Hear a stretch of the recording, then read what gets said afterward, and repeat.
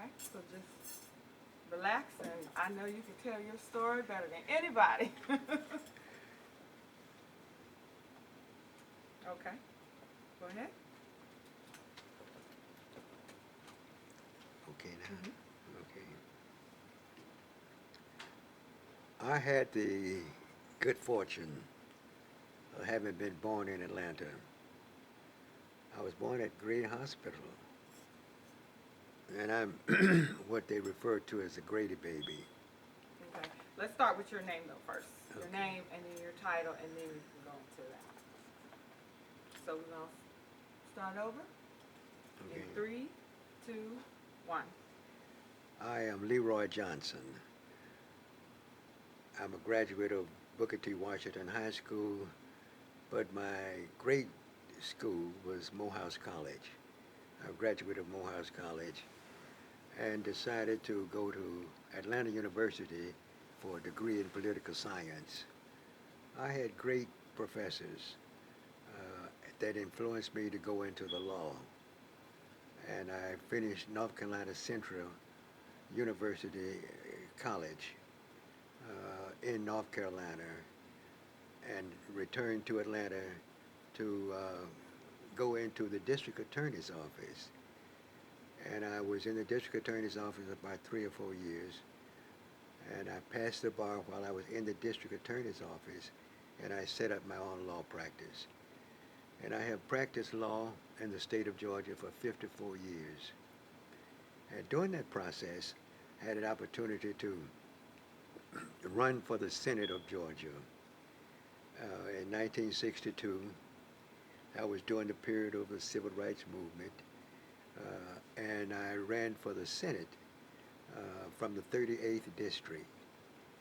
Uh, the county unit system had been destroyed by a federal case which says one man, one vote, and so I ran for the legislature of Georgia. I was fortunate. I got elected to the Georgia legislature. The first time a black person had been elected to the legislature of Georgia in 100 years. In 1862, about that time, the Georgia legislature had 12 black members of that legislature, and they expurged, they put all of them out.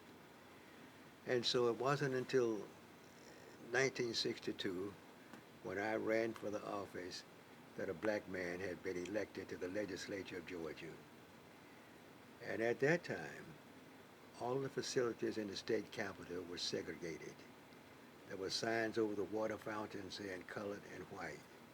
There was signs on the doors of the restrooms saying colored and white. And a black person had never eaten in the state cafeteria. And black person had never sat in the balcony of the state senate. And a black boy and girl had never served as a page in the state capitol of Georgia. And so my objective and my purpose was clear. I had to first desegregate the state capitol.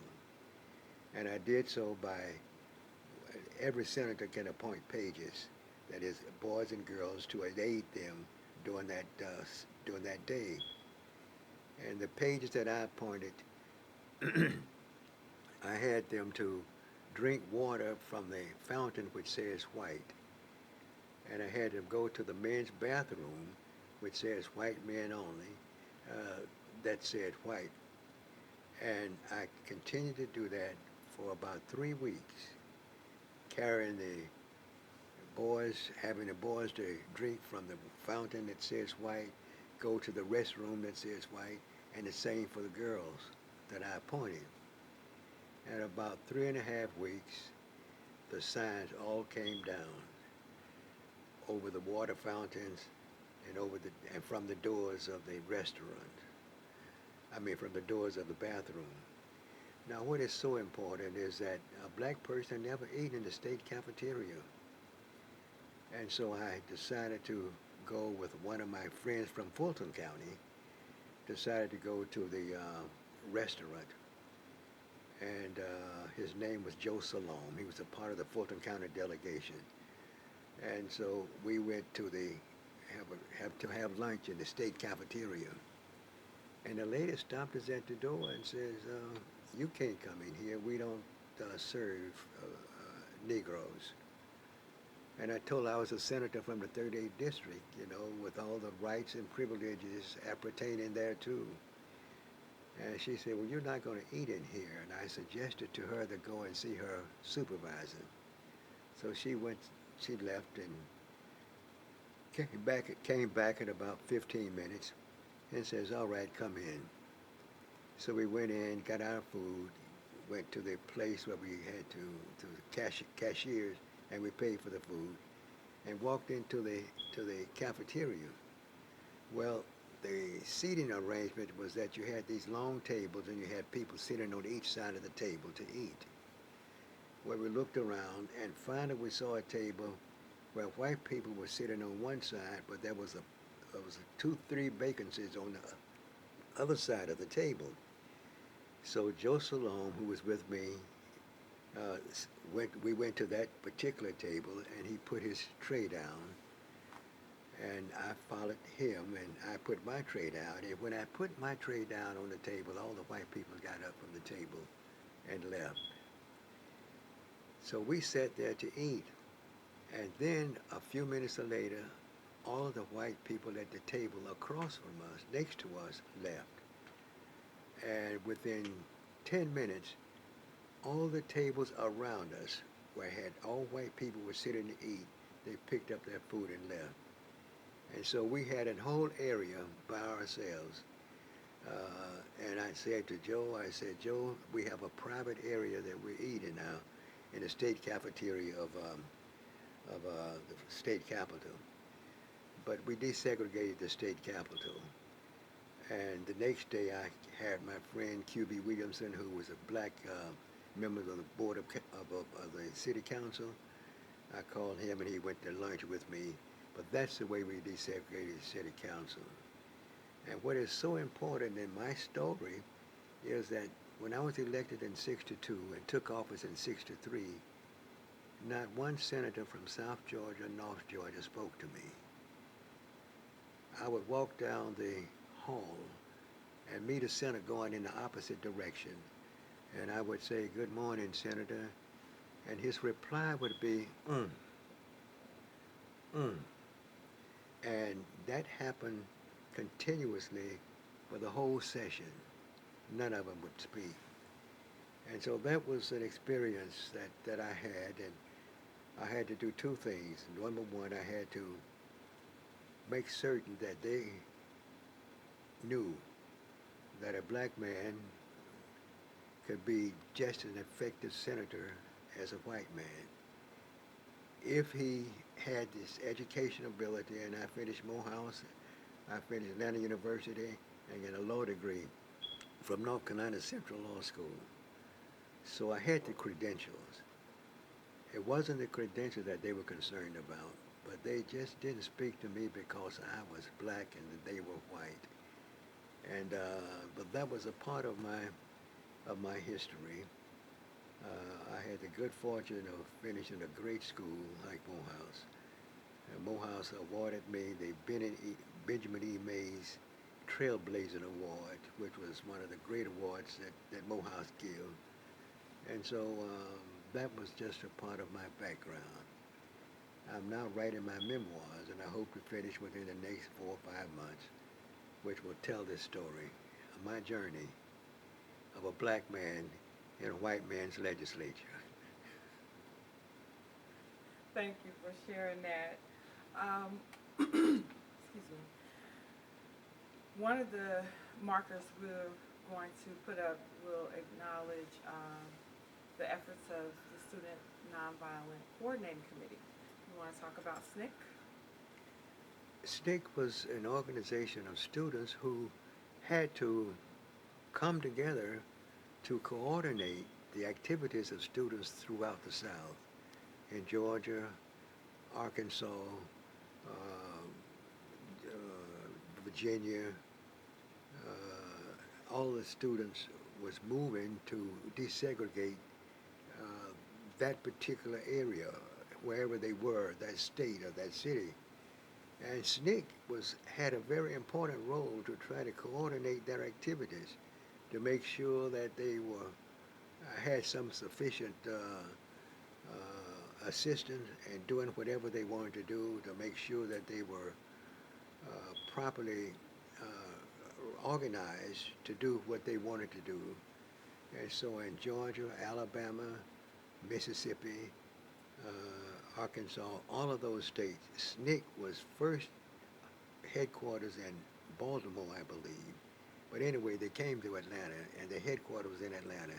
And Julian Bond was one of the great leaders there, and there's another young lady who worked with Julian in SNCC. But they were in a very effective organization and very needed because you had to coordinate the activities. And the students wanted to do something to make certain that they were treated equally as other people.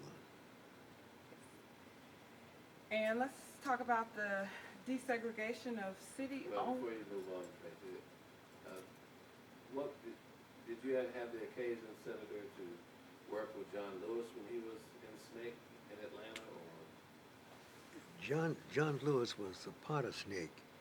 John Lewis, Julian Bond, and another young lady, I can't remember her name now, was kind of the head honchos in SNCC.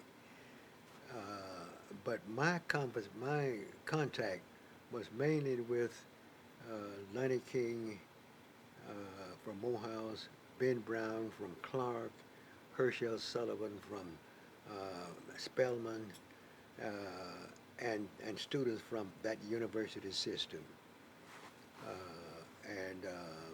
But they were the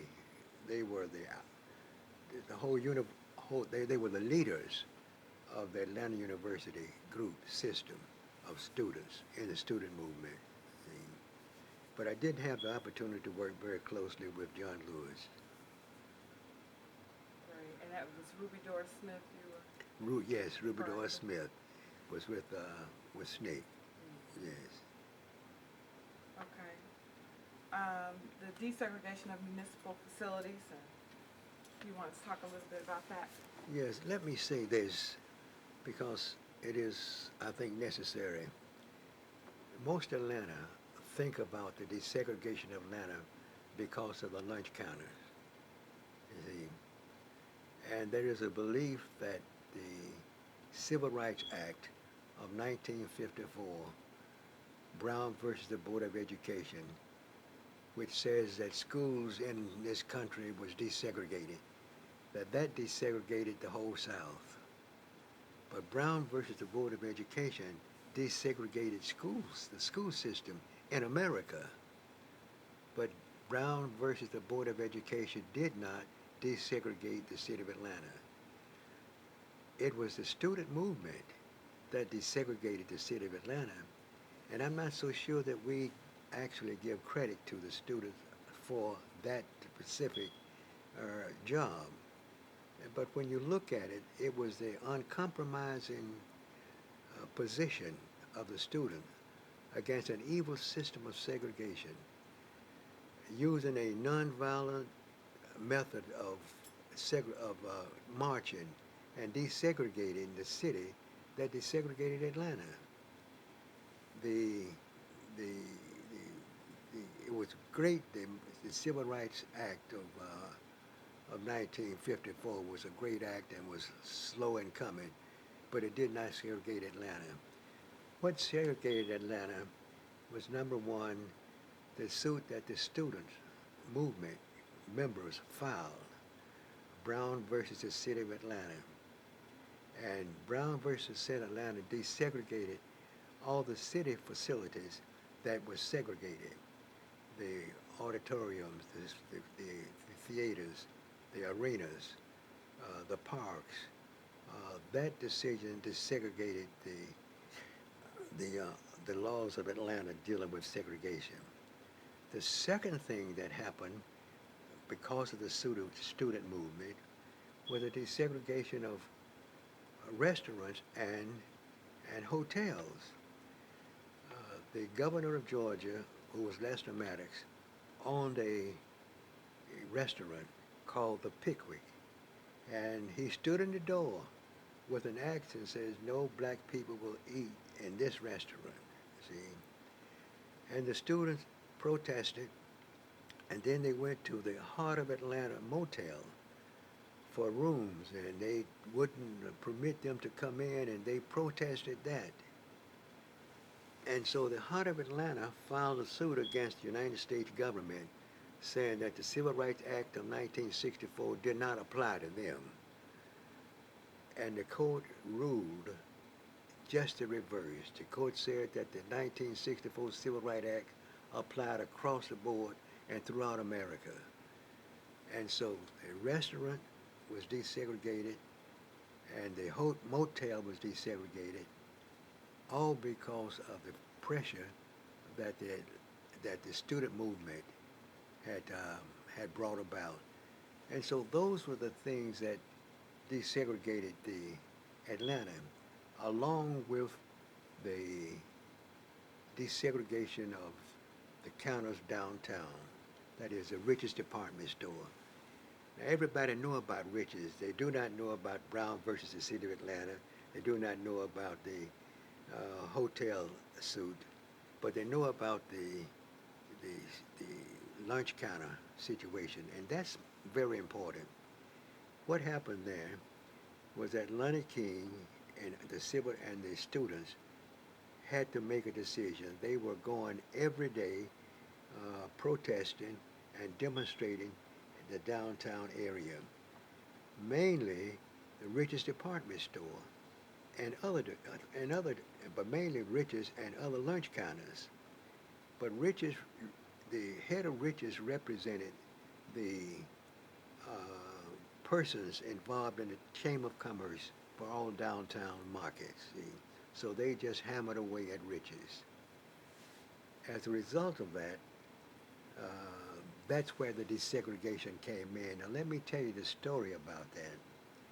The students was animate in their attack meaning their marching on downtown, and they did it religiously every day. I had a personal interest because I had learned to have a great interest in Lonnie King. Lonnie King was 19 or 20, and he had to make great decisions.